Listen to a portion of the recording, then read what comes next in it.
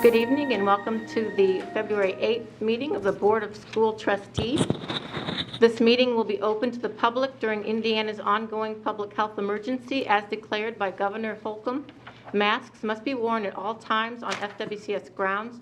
Social distancing will be practiced at the meeting. Therefore, some members of the public who wish to attend may be excluded. If you plan to attend, media, please email Public Information Officer Krista Stockman. All others email the Clerk of the Board, Angela Filler. And the public is encouraged to view the meeting at Cable, Comcast 54, and Frontier 24. The live stream on our Facebook page, or the LTV 2454 FWCS YouTube channel. Priority for attendance in person will be given to the members of the meeting. We'll begin our meeting, as always, with the Pledge of Allegiance. I pledge allegiance to the flag of the United States of America and to the republic for which it stands, one nation, under God, indivisible, with liberty and justice for all. Roll call of members. Good evening, Steve Corona from the 5th District. Hello, Riley Booker, 4th District. Hello, Jennifer Mathias from the 2nd District. Maria Norman, Member at Large. Noah Smith, 3rd District. And to my left is Angela Filler, the Clerk of the Board, and Dr. Mark Daniel, our Superintendent. And I am Ann Duff, Member at Large. We actually have some awards and recognitions this evening, which I'm excited to hear. So we'll begin with the commendation of Candace Hagar, our Director of Nutrition Services. All right, I get the pleasure of reading that one today. It is recommended that Candace Hagar, the Director of Nutrition Services, is recognized for exemplary performance during school closures due to the COVID-19 pandemic. Candace Hagar has been recognized by the Alliance Director Network for her important and meaningful work as a member of their organization. At the most recent Alliance K-12 Thought Leadership Conference, a manufacturer client called out Candy for excellence. Candace tirelessly led the charge to supplying food to the children of Fort Wayne Community Schools by organizing her staff, having the product sent to the food distribution sites, and being sure that every parent that came to the pickup location had the food that their child needed, all while having the utmost concern for her staff's safety. FWCS commends Candace Hagar for her tireless efforts, dedication, and compassion for the children of our district. Dr. Daniel and Kathy Friend will present Candace Hagar with an award of appreciation.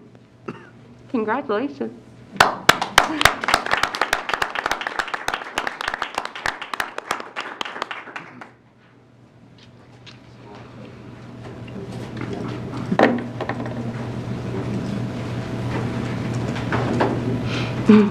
So I was out at the Nutrition Services this morning, and I have to say, what a marvelous facility.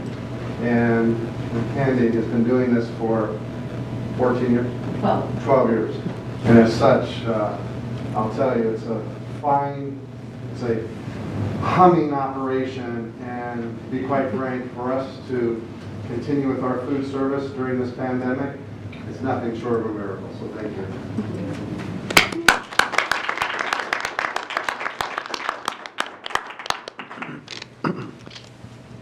Okay, we also have High School Esports League Fall Playoffs. Noah? We're here to recognize the Snyder High School esports team. I think the Snyder Black team versus the Snyder Gold. Snyder Black competed against almost 400 schools across the country in an 8-week regular season of weekly matches. Snyder finished the regular season with a record of 6-2, and based on rankings, placed 14th overall in the country. This earned Snyder in the spot of HSEL, the National Playoff Tournament. The single elimination tournament took place the week of December 14th. Snyder upset higher seeded teams in the first, second, and third rounds to make it to the HSEL National Finals against Poly Prep Country Day School in Brooklyn, New York. Snyder had a good showing in the finals, but fell short to Poly Prep 4-1, finishing their very first season as the runner-up in the nation. So come forward, gentlemen, as I call your name, and ladies, if there is any ladies. And congratulations on the national runner-ups. Tyrese Ellis, a 10th grader.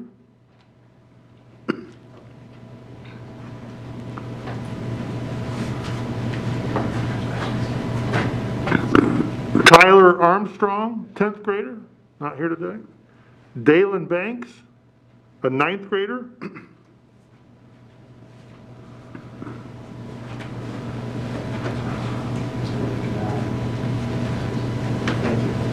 Nazir Shonley, is that how I say that? Michelle.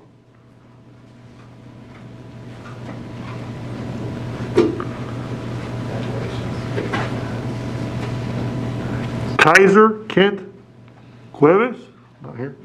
Principal Chad Hitsong and coaches Joseph Wilhelm, John Tudor, and Adam Worry. The Snyder High School Black second place team in the nation. Congratulations.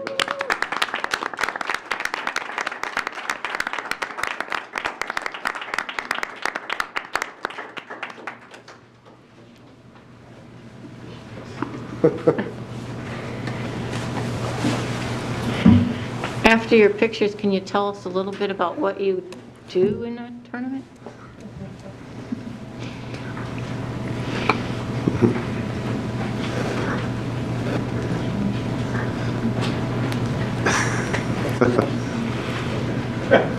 Yeah. All right.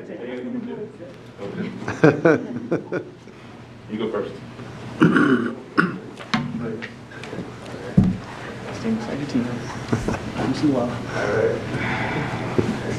Ask the question again. What do you do in a tournament? I assume you're playing a game or something? Or- Yeah, What so game do you guys play? Talk about it. so we are playing the game Rocket League. Is a soccer/card game. Mainly, what we do in the tournament is a 3v3.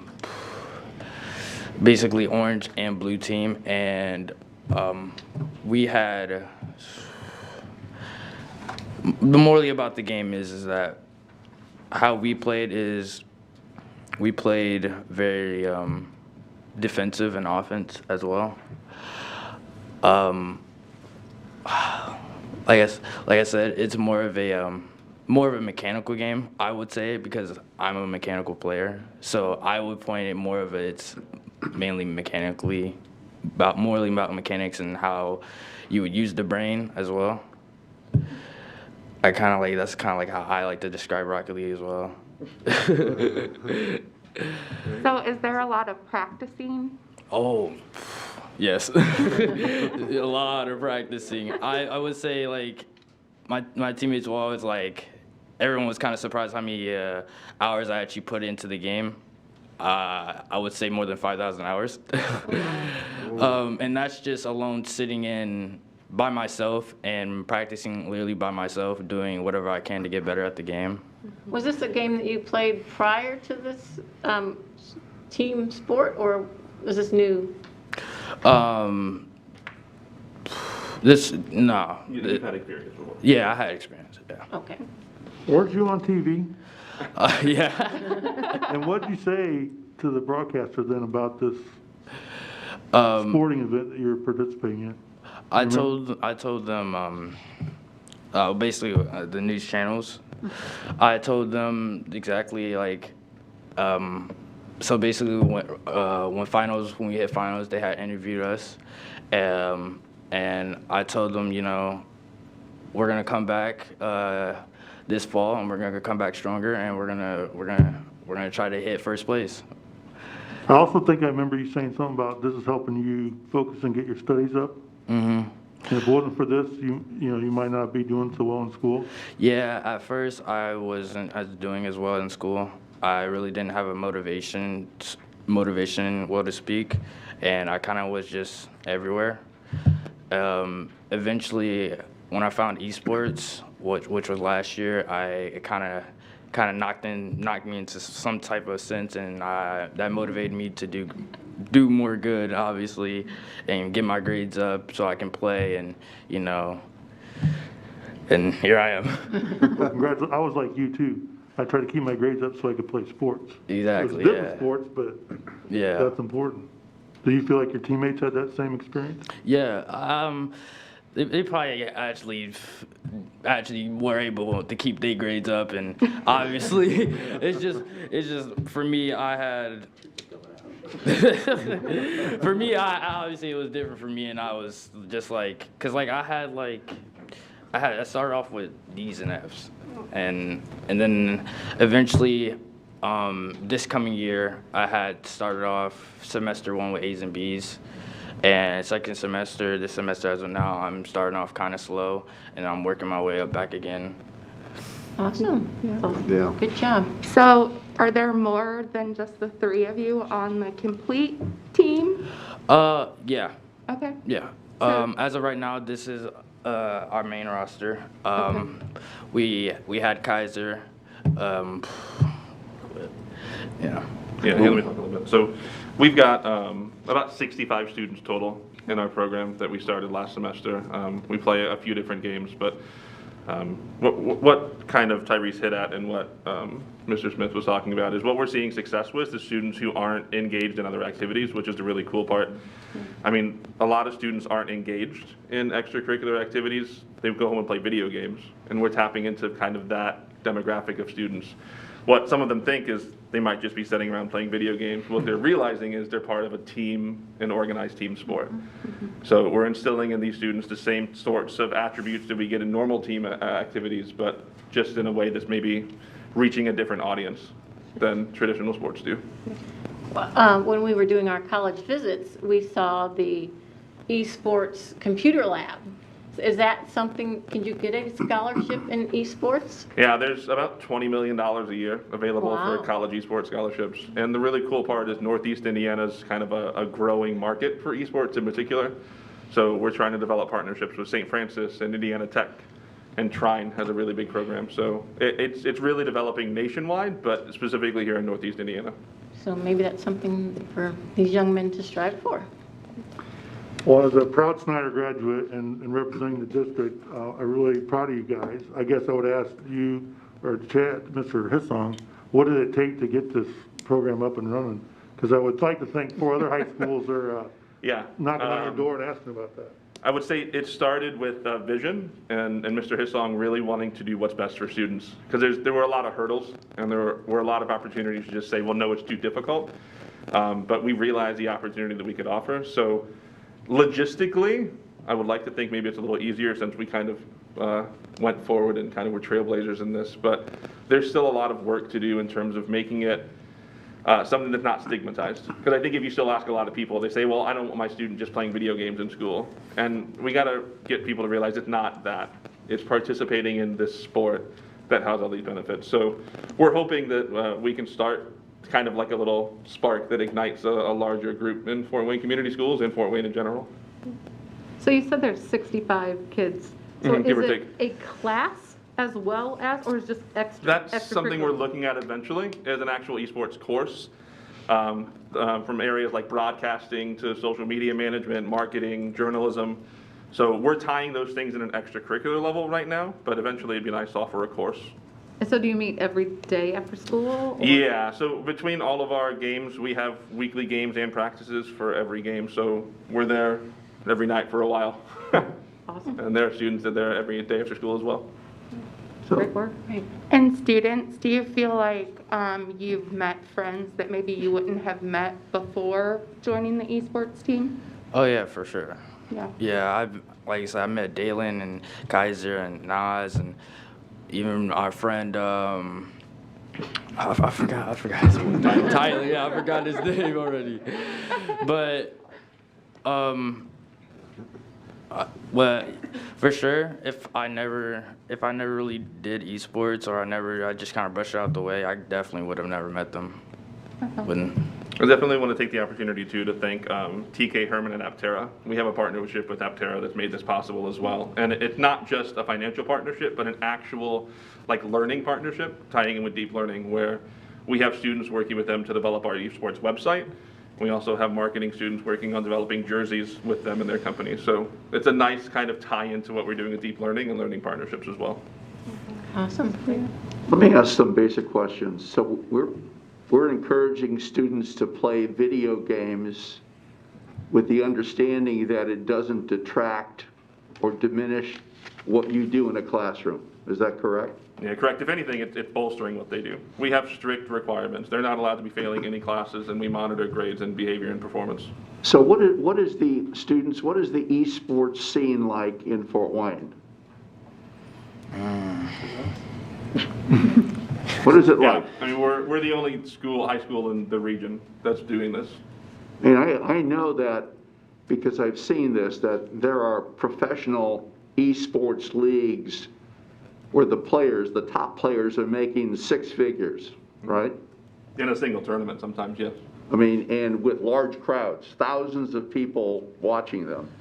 And I know there's still interest in developing an esports arena, or at least an arena that would accommodate esports. Do the three of you see yourselves as competing at that level someday? Oh, for sure. Yes. Definitely, I already see me and my team competing at a great high level like that, and eventually making a name for ourselves during an actual big tournament like FWCS and all that, etc. I really have that dream, and I definitely want to make that true. So since we have this colleges running, I've been to the Trines Esports, are we starting to see college offers to come through as we do with athletics or band or any other performing arts? In some senses, it's kind of like the Wild West of college recruiting, because there's not a lot of formality in place like there is other sports. But I've actually just had blanket offers from colleges that just say, if you have any graduating seniors, we'll give them $2,000 just to come play. So these universities are mostly struggling to fill teams even. So we've already had some offers. Most of our team is young. We don't have many graduating seniors, but those offers are definitely there. A great opportunity. So let me ask the coaches, are you players? Varying, yes. Mr. Tudor will tell you that he's learning some games, but he has the wealth of knowledge of being a head basketball coach for many years. So Adam and I play, Mr. Warwick and I play varying degrees. So I used to play StarCraft professionally when I was in high school, and then recently played World of Warcraft professionally before our team folded over the summer. So we have varying degrees of experience. And one of the kind of weird things is we look at a traditional sports coach. They have to be, a coach for one game. We play 5 or 6 games every season. So it's not quite the same. In some ways, we're more like athletic directors than sports coaches because we manage multiple situations and games. But we have some experience spread amongst all of us. Well, thank you very much. Congratulations. You guys are young, 9th and 10th graders. We hope to see you back again next year. For sure. Thank you. Thank you. We have the In Shape Excellence in Teaching Health Educator of the Year Award. Raleigh. Right.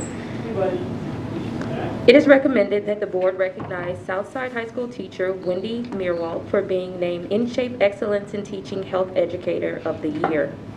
In Shape Teacher of the Year award winners are individuals who, among the elite of the school health education, physical education, adapted physical education, dance, and recreation professions. The Teacher of the Year award enables In Shape to recognize the work of outstanding educator. State Teachers of the Year are selected among nominees after rigorous evaluation by the Association Selection Committee. The awards are given in recognition of outstanding teaching performance and the ability to motivate today's youth to participate in a lifetime of physical activity. Southside High School teacher Wendy Meerwald was named Health Educator of the Year by In Shape for the state of Indiana. Wendy received her award on November 2nd, 2020 during a virtual celebration. Please come forward so we may congratulate you. Wendy Meerwald. and Adam Swinford, principal for Southside.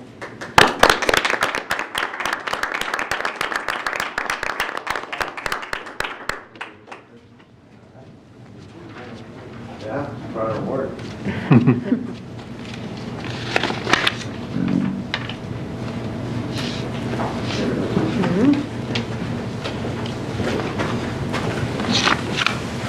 Okay, we move on to our consent agenda. It is recommended that the board approve the vouchers for the period ending February 8th, 2021, and the payroll for the period ending January 15th, 2021. All vouchers paid by FWCS appear in a voucher listing totaling $5,163,688.79.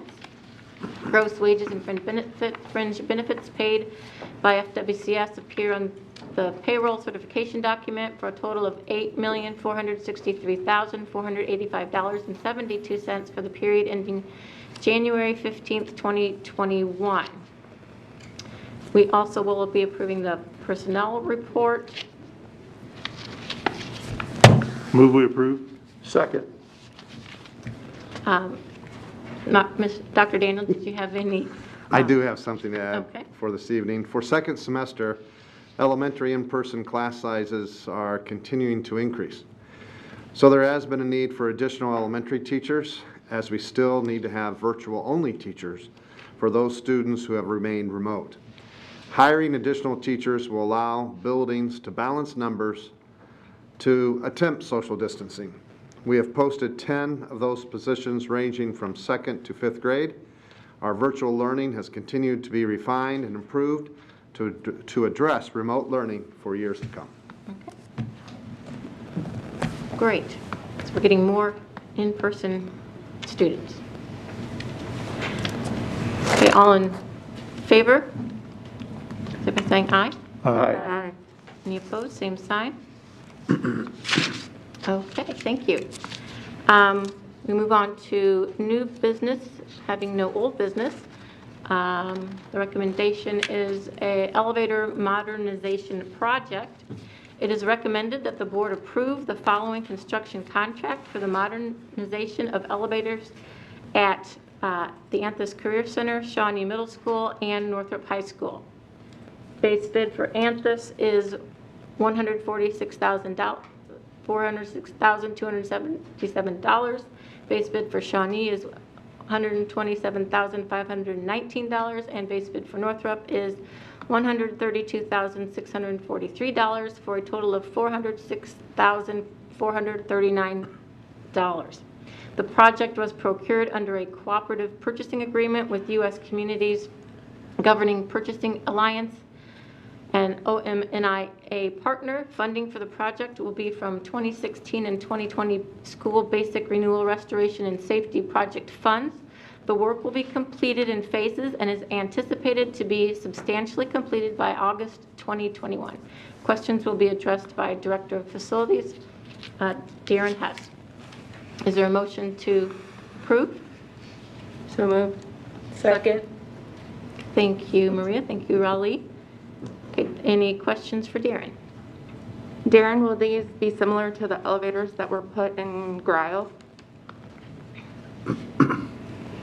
Yes, the improvements are mainly modernization, so that's controls and cables, shivs, but also finishes. We won't have the same level of finishes as the admin building, but it's a complete modernization to bring them up to code for ADA and life safety. Thank you. Any other questions? Okay, thank you. All in favor, vote by saying aye. Aye. Any opposed, same sign. Okay, thank you. And next we have a joint resolution in opposition to House Bill 1005, Senate Bill 412, and Senate Bill 413. It is recommended that the board pass a resolution in opposition to HB 1005, SB 412, and SB 413. These pending bills would create education savings accounts or education scholarship accounts and expand vouchers to the detriment of public education in Indiana. And I'm going to read the resolution that we have written.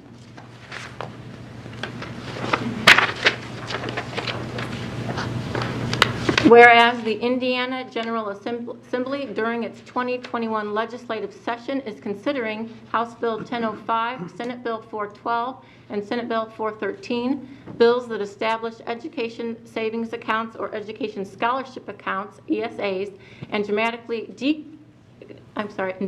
increase funding for school choice scholarships. And whereas the boundaries of the Fort Wayne Community School Corporation have a disproportionately high number of private schools compared to the broader state, and the aforementioned parties believe that such legislation will divert much-needed resources from students in our schools, and whereas there is no urgency to pass this measure during a pandemic that is already imposing severe financial constraints on public schools, as parents in Indiana already have an array of state-funded options, including high-quality public schools, choice scholarships, SGO tax credits, a tax deduction for private school and homeschool education expenses, charter schools, innovation schools, and virtual schools. And whereas continued expansion of vouchers has negatively affected public school students and their programs, and whereas voucher funding impairs Indiana's constitutional obligation to fund a uniform system of schools wherein tuition shall be without charge, and whereas the parties believe that this type of legislation does not give real choice to families, as private and religious schools can discriminate in whom they educate, and whereas this legislation would direct resources to non-public schools that are not accountable to taxpayers for the expenditures they make with public funds, not audited by the State Board of Accounts, do not publish annual financial or performance reports, are largely exempt from an extraordinary array of federal and state mandates, regulations, and reporting requirements that are imposed on public schools, do not receive federal funding, federal accountability ratings, and are not even required to employ licensed teachers. Now, therefore, the parties strongly oppose the aforementioned proposed legislation and urge legislators to oppose it, and any other legislation that directs funding away from Indiana public schools. Is there a motion to approve this resolution as written? So moved. Second. Second?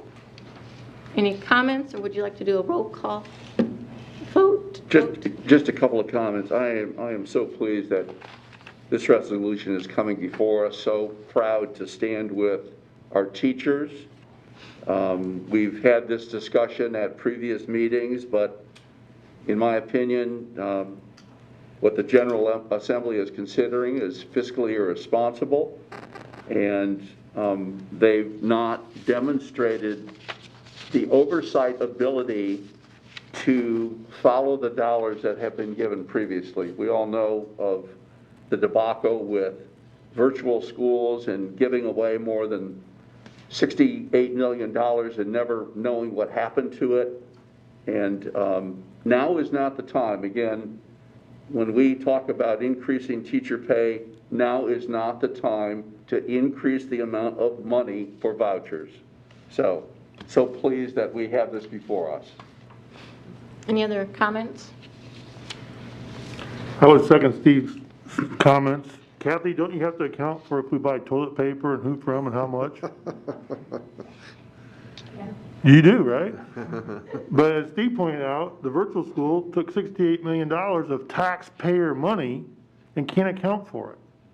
And with this expansion of voucher funding and legislation, it seems right to set up other situations like that. So I agree with Steve's comments wholeheartedly, and I think each board member can speak for themselves, but we stand in support of the teachers and the district to say this hurts Fort Wayne Community Schools big time. And we're not up here to hurt Fort Wayne Community Schools. So that's all I got to say. Any other comments? Remember that the public schools do educate 90% of the students, and why we are catering to this small 10% is beyond me.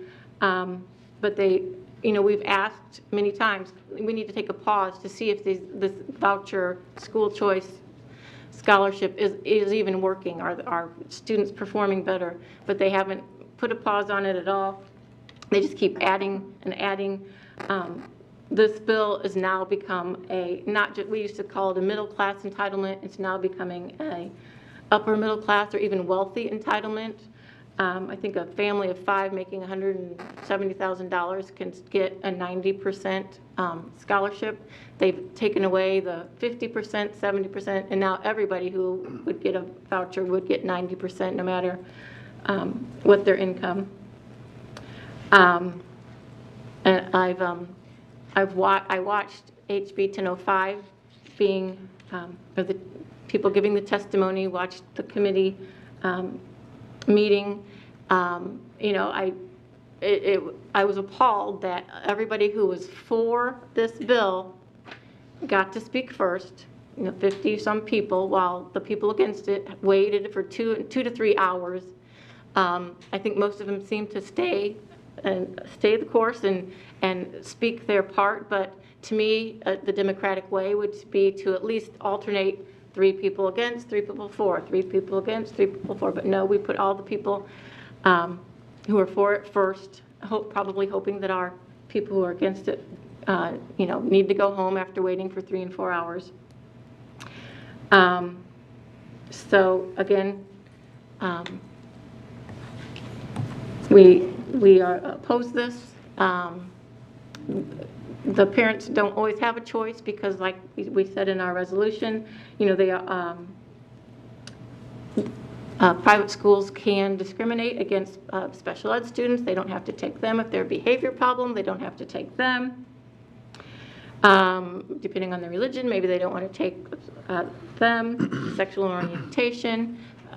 So parents aren't really getting the choice that they so often talk about. Even though they did reduce the amount in HB 1005 from $202 million to $63 million, it still opens up the floodgates. And I don't think the people who wrote the bill care as long as it's passed, because they know that down the road they can just add more and more dollars to this bill. So I don't think it should be passed whatsoever. And our money needs to continue to go to our public schools. We need to think about giving our teachers increased pay, and by passing these bills, I just don't see how that all is going to happen. So let's take a roll call vote on this. Steve? Yes. Raleigh? Yes. Jennifer? Yes. Maria? Yes. Noah? Absolutely. And I am yes on that as well. Okay. And next up, as a presentation is recommended that Dr. Are you doctor? Faye Williams-Robbins, I saw the D. Chief of Student, Family, and Community Engagement. Kara Froning, Director for Secondary Education. Southside High School Principal Adam Swinford and Kara Foltz, Southside teacher, will be doing a presentation regarding the International Baccalaureate program at Southside High School.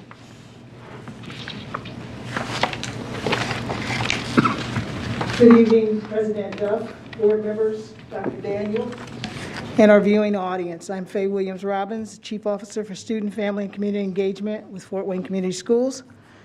And I appreciate the opportunity to be before you tonight, bringing a team of individuals who will showcase another Fort Wayne Community Schools amazing program and school. At this time, I'd like to introduce Kara Froning, one of the secondary directors who oversees high schools and middle schools. Thank you. And I am Kara Froning. I'm Director for Secondary Education, and Southside is one of the schools that I am privileged to work closely with, along with some other schools in the Southside feeder and the Wayne feeder. And so tonight, what we have for you is a short video. Principal Swinford and Ms. Foltz, IB coordinator, will share the short video, and then we'll go through a PowerPoint with some specific information and then open it up for question and answer at the end. Okay, so enjoy the video.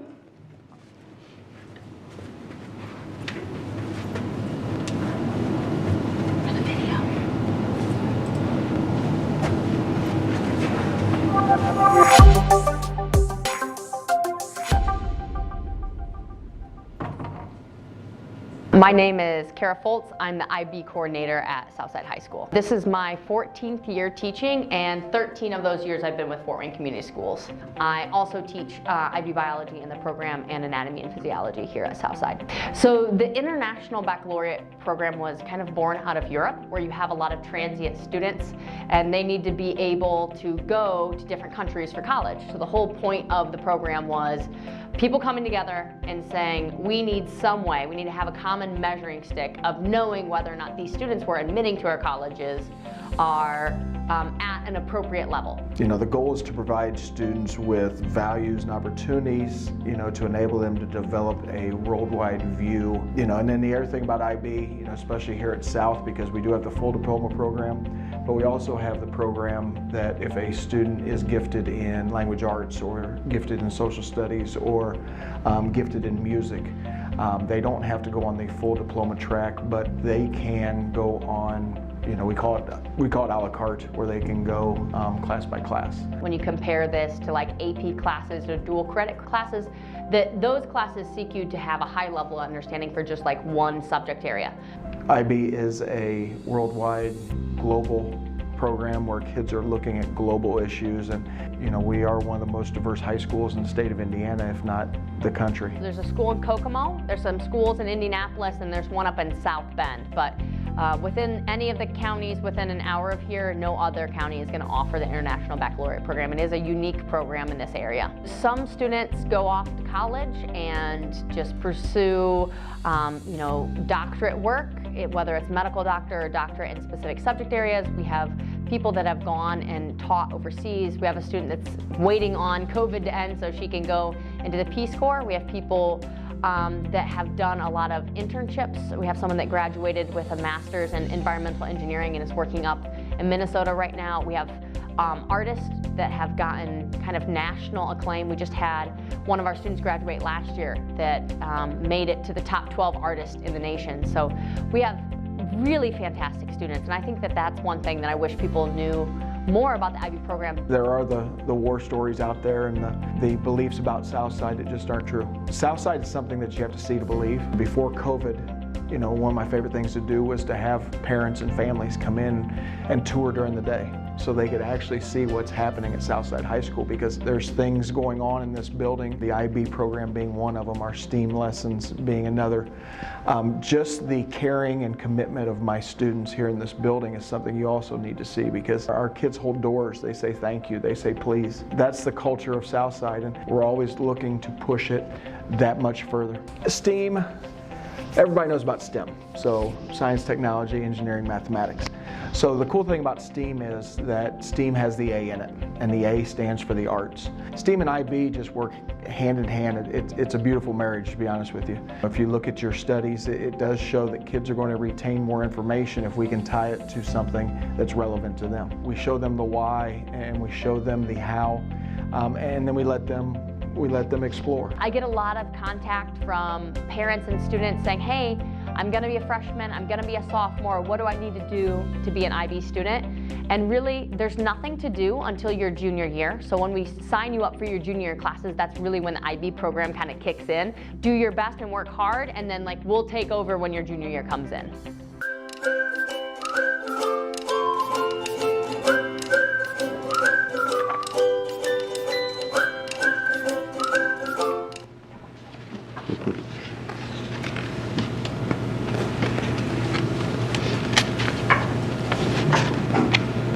So, thank you for watching 4 minutes of our lives.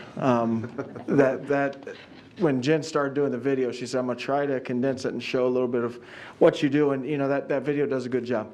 COVID or not, you know, as you'll see, we're still going forward. So Ms. Foltz and I are going to go through a couple things with you guys. Want to get you guys comfortable, just some overviews of IB, and try to get an understanding of what a great program we have going on there at Southside.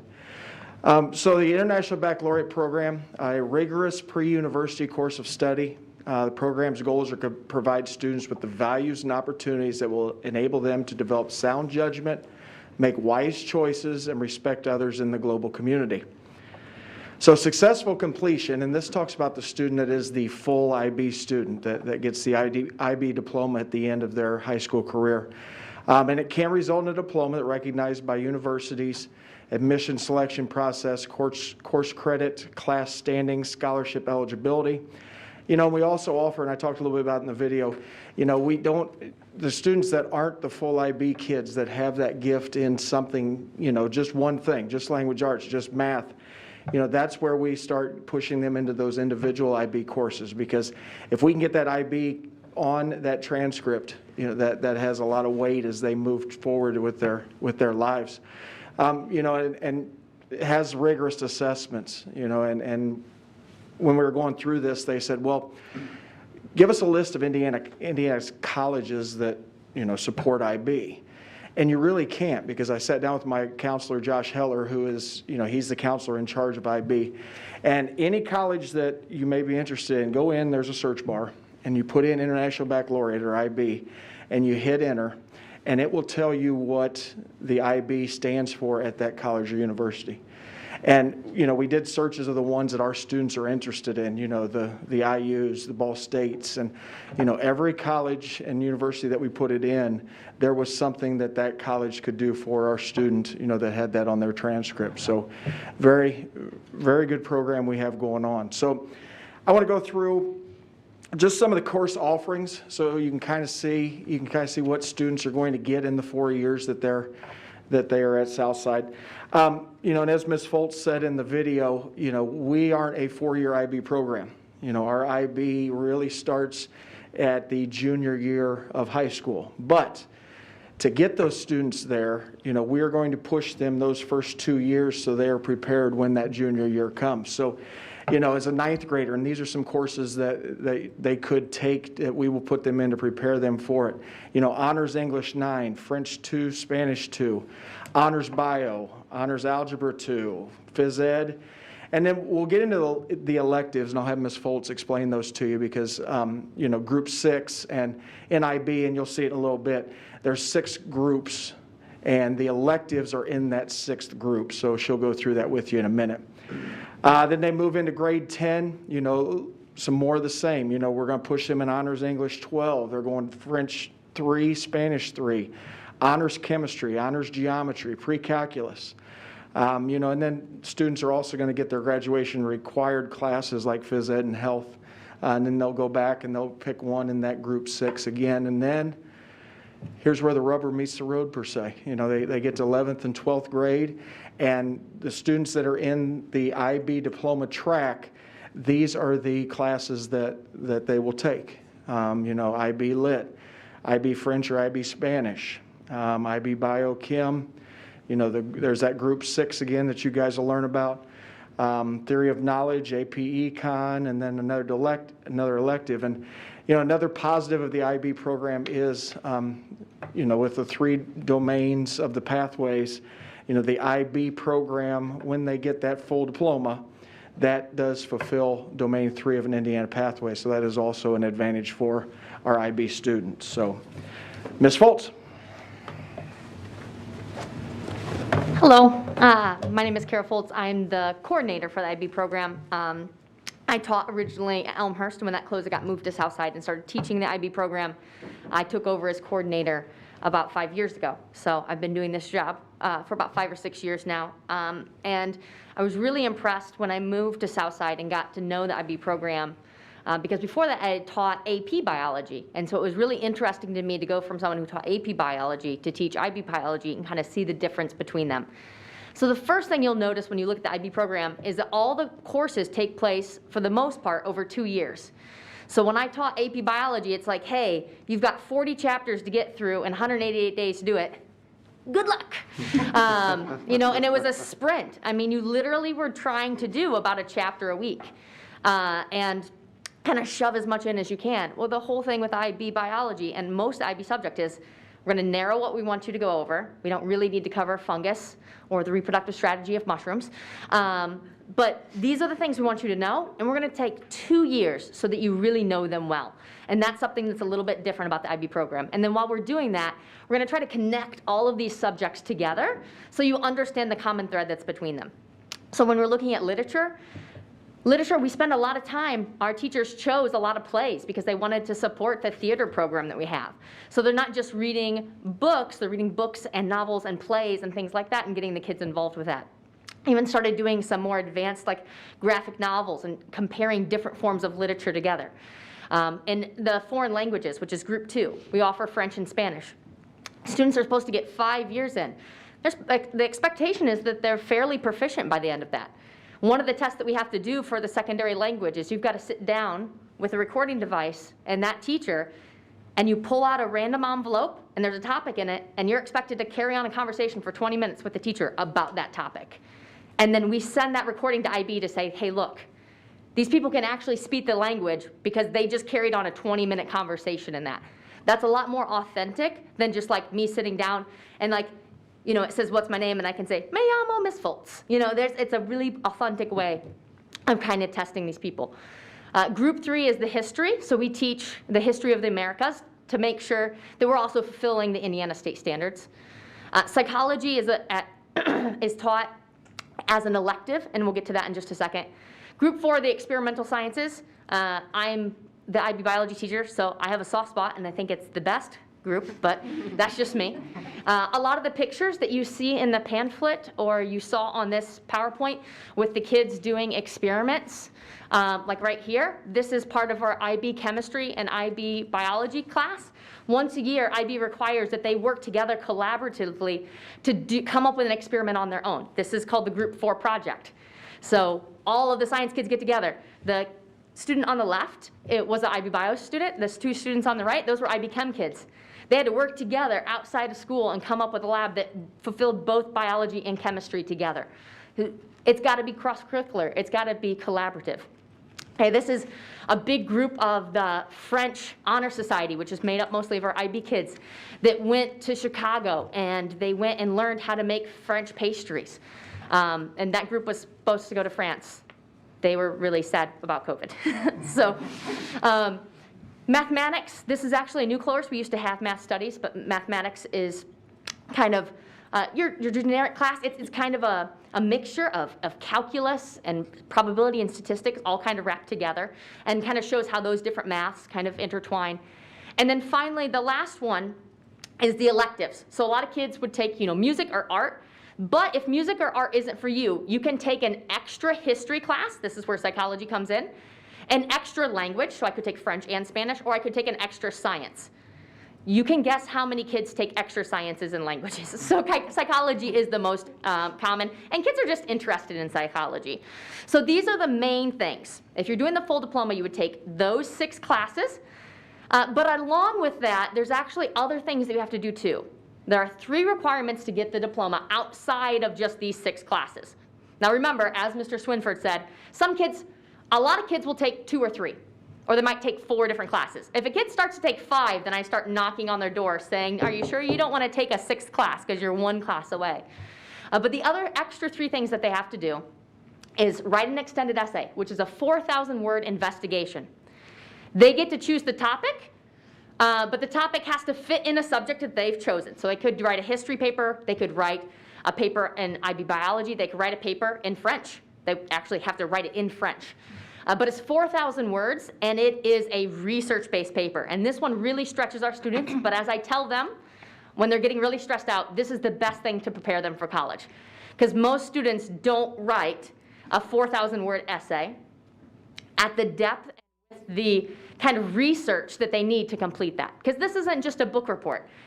This is a research-based extended essay. You know, and 4,000 words, for those people that aren't familiar, is around 12 pages that they're writing. They get a sponsor. We meet one-on-one throughout the year that they're doing it. We talk to them about what is a good source, what's a bad source. How do we determine how to focus our research questions so we can write a really good paper. I have students come back from college and say, I hated the extended essay, but man, I can write a paper now and my roommate is like in a really bad situation. I was like, I told you it would benefit you. The other thing they take is the theory of knowledge class, which is basically kind of like a philosophy class. Where we talk about how do we know that something is true? How do we determine whether information is coming from a good source? How do we know something is knowledge? We also use theory of knowledge as work time for the extended essay, because it takes place during the second half of their junior year and the first half of their senior year. The last one is CAS, which stands for Creativity, Action, and Service. And this is a requirement, but it has to be done outside of school. Because remember, IB is all about the whole student. So yes, you can be really smart, but can you be a good person? So you have to do service hours. You have to come up with a service project. It's not just, I went to a homeless shelter and I handed out blankets, or I went to a soup kitchen and I fed people. They have to reflect on it, and they have to somehow be involved with it. So I went to the soup kitchen and I helped feed people, and I realized that they could make those procedures easier, and I came up with a plan to make it better.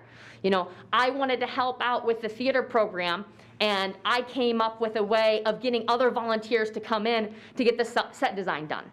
And part of that CAS has to be done individually, and part of that has to be done as a group. So they have a group project and they have individual projects that they have to do. And they write those reflections and we read through them and we submit those. We basically have to check a box that said, yeah, this student did their service hours. Because at the end of the day, the difference between IB, the difference between dual credit and AP is that IB wants you to be well-rounded. I don't want you just to take math because you're good at math. I want you to take math and art and English and a foreign language, because the more well-rounded you are in learning, the better learner you're going to be, and the things that you're good at, and the things you're good at, and the things that you aren't good at.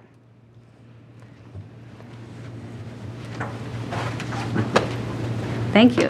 Thank you, Ms. Foltz. She kind of just wrapped up this last slide here. It's okay. So it says, IB focuses on developing the whole student, not just one area of study, and it uniquely prepares students for their first year of college. And so, interestingly enough, I was on the phone with a Fort Wayne Community Schools principal today, Mr. Bailey. He's a principal at Kikianga, and I was sharing that we were doing this presentation tonight and talking, and he has experience with Southside, obviously, too. You may not know that as a teacher. And so he said, well, you should be sharing my kids' stories because they are success stories. And it just made me think how many of these stories we have just right around the corner from us that we don't always focus on. So his son was a full IB graduate, is at Trine. He received a full scholarship from the School of Health Sciences, and he's on an accelerated doctoral program. So he'll be graduating this May with his doctorate. And then his daughter, Casey, was a full IB student here. She received Western Michigan scholarship, so a presidential scholarship, I think is what he said. So if she was a Michigan resident at the time, it would have been free, so she just had to pay the difference in tuition. And she is in her third year as teacher at Whitney Young. So she has come back to teach for the district, which is a success story in itself too. So we're happy to have her back in the district. And the original testimonial was from a 2014 graduate where she said, I know that senior year was stressful, but it made my freshman year of college so, and this is a direct quote, so much easier. And so, you know, the rigor of the IB program does prepare those students for college and the world beyond. The other part I wanted to connect here is I know back in October, and I know we have new board members, but we did a presentation about discovery education and STEAM in our schools and the work that we're doing through the Magnet Schools Assistance Program grant. And so Southside is a STEAM school, as Mr. Swinford mentioned in the video. That's really all students, all subjects, and that real world connection through STEAM and IB, as Ms. Foltz shared in quite a few of her examples. But Southside also has IB teachers who are Discovery STEAM innovators. So they have said, hey, I want to learn more about how I can integrate this into my IB lessons. And so it just extends school-wide. I just kind of wanted to point that out because they have two phenomenal programs there right now. Well, more than that, but two we're highlighting tonight. So I am going to open it up to questions, and Ms. Foltz and Mr. Swinford will answer those. Any questions? I don't think so, no. How many, oh, sorry, no, go ahead. Oh, okay. How many full IB students do you have year to year? It varies quite a bit. I would say our average number of diploma seniors is right around 20. So IB students in total is around 100. So the majority of kids do take the more a la carte, but like I said, the majority of those are taking 3 or 4 at a time. They're not just taking one. It's very rare that I have a kid that just takes one IB course. How long? Go ahead. How many students come into the IB program out of other feeder schools that aren't directly feeding into Southside, or that they've chosen to make that school their choice? I was gonna say, I don't know that. No, so that's a great question. And we've had, and it's been nice, our enrollment in the IB program, the 3 years that I've been at Southside, continues to get a little bit higher each year. We are seeing, I know last year, for instance, I had 10 to 15 ninth graders that were designated, as IB, for their interdistrict transfer. So, we're seeing more and more each year. How long has IB been offered at Southside? Okay, so we don't. Yeah, go ahead. We talked about this. So neither of us have been around that long. I believe when I took over from the previous coordinator, who left Southside, so it's not like she was there for me to ask, I believe it started in the 90s. Does that sound right? I think it started in the early to mid 90s. So I was still not graduated yet. I was just going to say, I believe I was among one of the first groups of students at Southside who was able to take some of those IB courses. So it's an incredible program. You don't have to tell us what year that was. 90s is about right. Okay. But it's an incredible program, and it's amazing to see how it's evolved from when it started when I was there. When you have students, it seems like you guys have a certain classes that you try to get the students in from ninth grade to prepare them for that junior and senior year. How do you identify students who might be good candidates for the program, or do you only take students who know about it and are aware of the diploma? How does that work? One of the things that we try to do, and this has been something that I've been working on in my time as a coordinator, is really talking to the 9th and 10th grade honors teachers, and even the academic teachers too, because there's no requirement that you have to be in honors. I like to tell people anybody can try IB. IB is not meant to just be honors students. We do think that those students do better though. But we talk to those teachers and say, tell them about the program, explain to them the benefits of it, and then I go into the classes, especially around this time of year in February when we're just getting ready to do course selections. I go around and visit the honors classes and say, hey, let me borrow 10 minutes and explain the IB program to you. So that's one thing that we started doing about 2 years ago, is we started going to like Memorial Park and Kikianga and some of the middle schools and we had a PTSA meeting last year with them right before COVID got too bad. I think it was in like late January or February, just in the nick of time. And we went and we met with the parents and we explained the program to them. And that's something when things get a little bit more normal, I would like to increase, is getting out to middle schools and having conversations with parents, because I believe in the program, so I would love to grow it. Did you want to? Okay. Have you been able to get kids encouraged enough to go take IB classes? Let's say they're freshmen or sophomores? Oh, yeah. They weren't in before? Yeah, I like to think I'm a pretty good salesperson. So, yeah. No, we really, and that's one of the things that I tell them, is because it's a 2-year course. I always tell them, you try it your junior year, and if at the end of your junior year you're like, maybe it's not for me, well, we'll have a conversation again. But one of the things that's nice is it's a smaller group of teachers. There's about a dozen of us that teach in the program, and a smaller group of students. And so when I explain to parents, you have 12 teachers that are watching about 100 students, and we have monthly conversations on who's doing well, who needs help. Do we need to contact the parents? Oh, they're not doing good well in your class or my class. So like we need to get together and make sure. So there's a lot of support there. So it's hard, but we're supporting them. And that's what I tell the students too. I was like, at some point in time, school is gonna be hard. It can be hard in high school, it can be hard in college. If you do it hard in high school, we can help you and support you and give you the skills you need so that when you go to college, you understand how to do it. And 2 years ago, we brought recently graduated IB kids back, because once they're done with the program, they like it a lot more than they do their senior year when they're taking their exams. So we brought them back and said, hey, talk to them. And that went really well. And so I wanted to do that this year, but obviously couldn't. So that's something that I would like to do next year, because we got them all together in a big room, shoulder to shoulder, and had them all talk. So that's something I would like to do maybe next year if it's able, to bring recent graduates back and talk to large groups of the student body, like those honors freshmen, those honors sophomores. Well, thank you as a teacher for your passion and dedication for these kids. Obviously, that's, I think it's pretty apparent that you're I'm a excited fiery about person, this yeah. and enjoy it. So thank you for your service. No.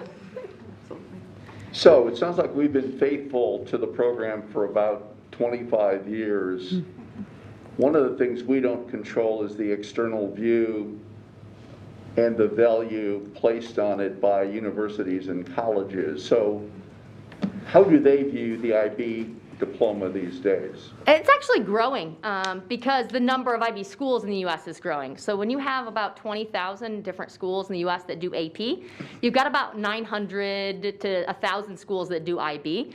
But IB is growing worldwide. It was largely European-based, and it's been growing, and not like growing like in the last couple of years, like the last couple of decades it's been growing. So you're seeing a lot more emphasis in terms of credit being given from colleges. Another things that I always tell my students to do is to advocate for themselves. So like for my IB biology, if I get a passing score in that, I go to IU and I get 4 credit hours. Fantastic. But I always tell them, ask to take a placement exam, because most of my students can also get an additional 4 credit hours because they know the subject so well that they get additional credit hours. Foreign language. So go take a placement exam. Our kids wind up with minors in French and Spanish because, you got it? I got it. They end up with a minor in French and Spanish because their proficiency is so high. And I tell them, do the proficiency exam in June. Ask for it when you're right out of the program. Don't wait till August to do it. So yeah, it's growing in terms of. I want to make sure I understand it. Did you get credit then, college credit? For your diploma? For my minor in French. Yep. Okay. Yeah, we have kids that literally will go take a proficiency exam, and it's like, oh, we're gonna give you 12 credit hours. You already have a minor in French. And so I was talking about this earlier with some Kara Froning and with Mr. Swinford was, we had a couple of kids that just graduated that they already had their minor in French, so they went ahead and got a minor in Swahili because the one is gonna go work. I think she's on her way to Zambia. She's going to be working for the Peace Corps, and so she knew that she wanted to go there, and so she went ahead and got a minor in Swahili. So now she's got French language proficiency and Swahili proficiency, and as soon as COVID kind of loosens up, she's going to go with Peace Corps. If you teach an IB class, must you possess a master's degree? No, you don't, but you do have to be IB certified. I will say the majority of the teachers in our department do have master's degrees, but that is not a requirement. You have to have a degree in that subject area, and you have to be trained by the IB. And where do you get that training? It depends on when the trainings are offered. They're always in the United States. There's some that are as close as Chicago or Indianapolis, and sometimes you have to go to like Albuquerque or Atlanta to get to the training. So it just depends on when they're being offered. And you have to get recertified every 6 years. I like your idea of trying to identify all of our IB graduates over the period of that time. We know where one is. But I'd love to know how many there are and what that collective feeling is, opinion is about the value of IB and how it has stood them during their lifetimes. So I'm glad you brought up the the marketing piece of it, because Jen Fisher's done a great job kind of reinventing what we're doing here in Fort Wayne, and that includes Southside and our IB program. So recently we've talked about South's website and having a prominent spot for this program and for the STEAM, and doing that with the other schools as well, so we just like you said, Mr. Crono, so we can get the word out, because this is a jewel that we need to push, and we need to get more kids, because I would love to have double if not triple in the next few years in this program. And I think it's possible this day and age with social media and what they're doing with the website these days. Thank you. I think it's a great idea that you're going to middle schools like you were doing before, because I have a daughter who was interested in the IB program, and I didn't know anything much about it. She wasn't a feeder into there. She only knew about it because she had friends who were actually involved in the program. So I think as a parent, it's a great idea to go to the middle schools without just being your feeder school into Southside, and letting us know a little bit more about what the opportunities are, because I think it's a fabulous program. Thank you. So I'll just add that in the Chicago area and your more, I would say, elite suburban schools, IB programs are really relished and treasured. And again, having one in this area, and you said at least a hour's distance, nearest DeKalb South Bend. has a primary year program, but Okay. the diploma program. I mean, that's very unique. So again, as we start looking at virtual classrooms, how does Fort Wayne Community Schools offer this program across its entire district, although the students may not actually reside at Southside? So again, a lot of possibilities. And since you've had this for 25 plus years, that's phenomenal. And how do we grow it? So, and for those students who may not be part of Fort Wayne Community Schools. So we're very open to that as well. So, thank you. Thank you. Just one final comment, and I will tell you that if there's one thing that has changed, and it's so good to hear you talk about it, is the value of writing.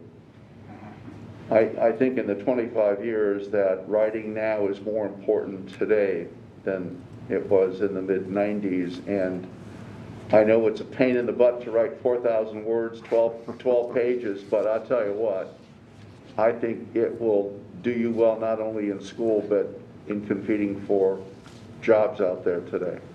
Very few people can write very well. Thank you. And it's great to hear about our programs, but not only that, but the success our students are having once they graduate from your program. So thank you. Thank you. Great job. Okay, I think that ends our business portion of our meeting. So we're ready for closing comments. Steve? Yes, I don't know if it was Before I begin, you got to remember, sorry to interrupt you, but again, some of us may be highlighting different schools. We are highlighting the ones that are physically in our district, even though as board members, we do represent the entire district. And Maria and I are highlighting departments. Sorry. Okay, sorry, Steve, now you may begin.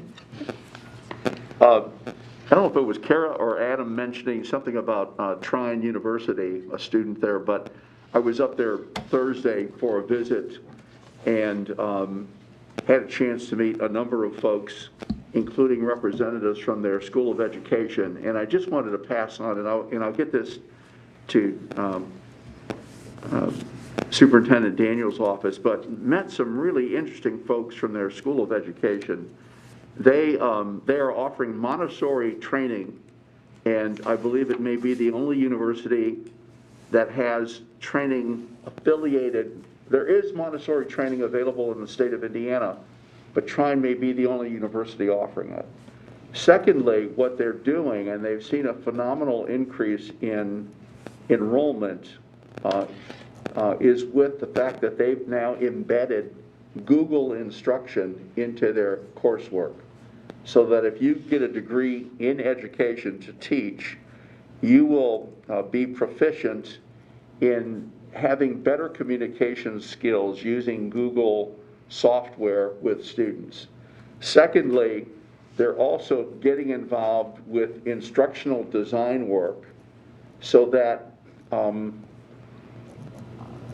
if online instruction becomes something of a permanent feature of education, what you're going to be able to do with the coursework they're now providing is to become a better online teacher, which is a heck of a lot different than what you do in a classroom. So I was very, very impressed with what they're doing up there, was not aware of it, and they've seen a 120% increase with enrollments in their School of Education. So little Trine University is doing some pretty interesting stuff. Thank you. Raleigh? All right, so I would like to highlight Washington Elementary. I spoke to Principal Neff, and she describes Washington Elementary as being strong, small but mighty. She really wanted to highlight some of the community partnerships that have taken place since the beginning of the school year, so please bear with me because I'd like to share them all with you. Emmanuel and St. Michael Lutheran Church has continued to support the families there by supplying all of their school supplies for the beginning of the year. They also completely supported and donated all materials for the Santa shop in December. They put together reading food packets that they sent home with some of the students who need extra reading support. The Fort Wayne Rotary Club continues to be a major supporter of Washington as well. This year, they have sponsored a food truck for a special breakfast opportunity, providing dividers for tables and desks so they could maximize social distancing, and continue to provide a set amount of funding to each teacher to reduce money coming from their own pockets for different resources they would like for their classrooms. And they helped to fund Heartland Sings Opera program for first grade, and the list goes on. A new partnership was begun last year with First Presbyterian Church, and it has grown into a special partnership specifically for this year.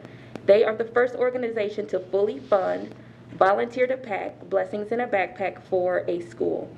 They have had some challenges this year with programs due to COVID, but Washington appreciates their support in this area. They also funded Kona Ice Truck Celebration for the school, teacher appreciation gifts, and contributed to December month-long celebration activities, and the list goes on there as well. A highlight for our deep learning endeavors include a flat second grader project where members of the Fort Wayne Rotary Club took a flat second grader and introduced them to their world in the business they work in. They kept journals and took pictures as well as shared artifacts from their businesses so our students could learn about how different businesses contribute to the community, as well as give students ideas about careers they can have when they grow up. Another highlight for second semester is Washington's mural work with Wayne High School art students. Currently, they're in the beginning phases of having students submit proposals for murals that they would like to put on their lower level. Washington students submit their proposals, and then QIT will pick 6 designs from those proposals. The students whose proposals are chosen will work with Wayne High School students to complete plans for the murals, and then the art students at Wayne will help make those murals happen. The therapeutic counselor, case manager, administrative assistant, and interventionist have worked hard all year providing weekly lessons with all of the students there to make sure that Washington is providing strategies for staying mentally healthy in this difficult year. Washington has half of the teachers that teach remote learners and half teach in person. The staff at Washington are true heroes this year with adjusting and adding to their learning so that they may provide a high quality education for all. It has not always been easy, but Washington staff truly strive to do what is best for our students. So thank you so much, Principal Neff, for that highlight and that report. Thank you. Thank you. Jennifer? Tonight, I'm going to shout out to the teachers, staff, and students at Jefferson Middle School, and I'm so happy I got a little more spirit wear. A few weeks ago, Ann and I had the privilege of actually touring Jefferson with Principal Nick Sharon and Assistant Principal Melissa Hirsch. And we were able to walk around and see the schools, and we were invited to some of the classrooms, and we're able to see how our virtual teachers were teaching virtually. Some of them were teaching virtual and in person at the same time. We were able to see the uniqueness of the cafeterias right now. And how quiet the hallways are with passing periods. They really worked hard to, we saw it in action of how they are doing different passings now with just, one grade level at a time, and just really the logistics being put into the school day has just been an amazing, incredible collaboration of work between the admin and the teachers. What I did say that stood out for me, we saw one example of how a teacher had got very creative in teaching an art class, and I just wanted to do a kind of a shout out to her. It's actually Mrs. Birch, who's the media specialist there, but this year they wanted to be able to offer their virtual students a few more electives, and she, fortunately for us, is also a licensed art teacher. So because media is a little bit different this year, going to the library, that allowed her to be the art teacher. And Ann and I were able to see how she figured out how to set up her virtual, she has all virtual art classes, so she was able to set up a Zoom on her normal computer and sign in all her kids. And then she had this special tool that was like this arm, and her phone then, she would sign in through Zoom on her phone that then could be directed down at the artwork that she was doing. So she was doing watercolor that day and teaching her virtual students watercolor, and she was able to talk to her students on her computer, and they were able to watch her do her artwork from her phone. And I thought that was very original, inventive, and creative, and you can see that the teachers there have all collaborated and shared their ideas and tips. And so we actually saw at another school another arm. So people are learning different ways to get around and be very creative, and I thought that was great. Jefferson's doing some amazing things, and I hadn't been in that school since they did their improvements, and we've really came a long way with our secured festivals and wonderful lighting. It's a very inviting school. Melissa Hirsch, the assistant, is also, if you want to see the really cool invention that Mrs. Birch did, Mrs. Hirsch has put together a little Facebook Live video. Jefferson Middle School has a great Facebook page, and they often share some slides, and Ann and I made it into a slide there the other day as, so there was a classroom, and there's a picture of us. So I would encourage you all to go out to our schools and look at their Facebook pages and see what's happening, because there's really some really great things happening in our schools that have been very creative and inventive, and I just want to say, go Patriots. This week, I don't actually have a highlight, a department, but I just wanted to share that tomorrow I will be going to the Indiana School Boards Association Day at the State House. So we will meet with some education committee members, and I thought we had Senator Bush all lined up for a phone call in the afternoon, but he unfortunately is, he's very busy in session. So I will continue to send loving emails to his assistant to make sure that they don't forget about us. But looking forward to that, and hopefully have great things to report. And just want to remind everybody to stay up to date on the bills that are being sent out to committees, and being a lot of testimonies happening. But all of these things are going to affect our public schools, and like Ann mentioned before, 90% of our Hoosier families send their students to public schools. So I know a lot of people think that what happens in Indianapolis doesn't have a direct impact on you. And maybe you don't have students that currently attend the district, but maybe your neighbors' children attend, or your church friends' families, they attend our public schools. And so I just want to remind everybody that it's not always about what's happening at your house. We are a community, and we need to take care of each other. So just remember that when you vote, that it affects our schools, and that affects 90% of Hoosier families that choose to send their children to public schools. Thank you. Yep. Noah? I'm representing within my district Snyder High School tonight, which is also my alma mater, so I was happy to wear the spirit wear. We got to meet the great kids from the esports team. Principal Chad Hissong shares that they're currently completing the I-STEP testing for the juniors, and excited to get them passed, and then we'll be working on the seniors next to hopefully get them to graduate. The girls basketball team, which was also made up of 4 starting freshmen and 1 senior, ended up getting beat in a tough loss against Carroll in sectional. So they're sad that their season ended, but excited about their future. They had 3 wrestlers go on to semi-state next week at the Coliseum. So that's the one sport that amazes me, like football is going on during COVID, is wrestling. But I know they've worked hard to maintain a safe environment for that, and the coach and the team there have worked hard. So that's what's going on at Snyder this week. I appreciate everybody's comments, and again, parents and viewers out there, as Ann or Maria and Ann mentioned, and anybody else, watch those legislative updates. It's important that you have your voice heard. One thing we discovered is no voice works like a parent voice. We really could use your support. I feel like this is something I didn't understand until 3 years ago, what had gone on between 2010 and 2018. We're saying these things for a reason. Dr. Daniels has said these things.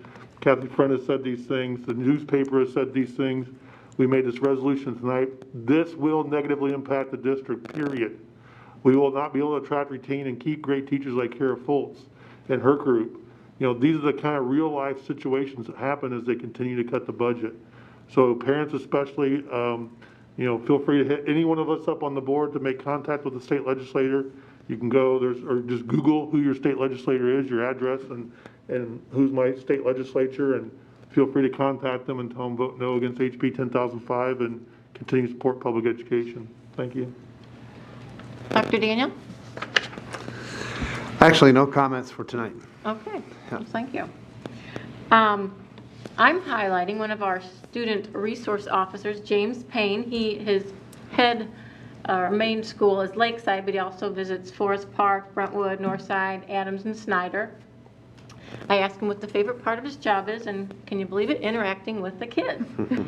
But he says he always wants to get them to smile, and if they're not smiling, he asks them why they're not smiling, and throughout the day encourages them to be more positive and to start smiling. I asked him what the challenges are, especially now during our pandemic, and he said that it feels like the kids just aren't as happy as they have been in the past. Says that a lot of the students with the hybrid schedule, their friends might be in Group A and they're in Group B, so they don't get to spend a lot of time, and then when they go home, their parents don't want them to go hang out with the kids either because, COVID. So he says at lunchtime, sometimes I'll let them FaceTime their friends that are in the other group and at home, so that helps a little bit. I asked him, during this pandemic, is there anything that you would want to continue that you started because of the pandemic? And he said that he would like to continue home visits. He's increased his home visits, and he says that the families do really appreciate him coming to their homes. He'll ask them if there's any services they need, and so I think they like seeing his friendly face. If you know James Payne, you know he's a very, very friendly guy. So that is the Student Resource Officer of the Week. We've talked a lot about parents getting involved in writing our senators and state representatives, and some of us will be coming out, virtually, to some of the PTA meetings. So just wanted to let you know that we will be, giving you further guidance of how to write your letters, who to send them to, what to write about. Once we tell you about some of these bills and how that affects Fortin Community Schools, then we will follow up with talking points about various bills. Some of the bills we might be talking about right now could be passed by the time we're finished with our presentations. Like I know that HB 1005 is already going to be in Ways and Means tomorrow. So even though it may be a done deal by the time we present, we still have, this is a budget year, so there are things in the budget that we may ask parents to write our legislators about. The parent voice can be a strong voice, so we encourage our parents to write letters, and we're going to give you a little more information about that starting tomorrow. If you don't hear from us and you would like to hear from us, feel free to contact any of us. Our emails are all on our FWCS website, and we'd be happy to present to you in person, virtually, however you would like. So that is what we've been and will be busy doing for the next month or so. I think that is all. Next week we will, or not next week, I keep thinking it's a week away, but on February 22nd at our next regular board meeting, we will have David Marcotte here speaking about the complexity funding and his research and how that affects our school funding. So we hope that you tune in, because that will that coincides with the presentations that we will be giving to our PTA groups. I did see him also testify at the 1005 hearing, speaking against the bill, and talked about how the passage of this bill could affect our complexity funding, which we rely on heavily here at Fortin Community Schools. So anyway, I think that's all I have. Do I have a motion to adjourn? So moved. Second. All in favor? Aye. Aye.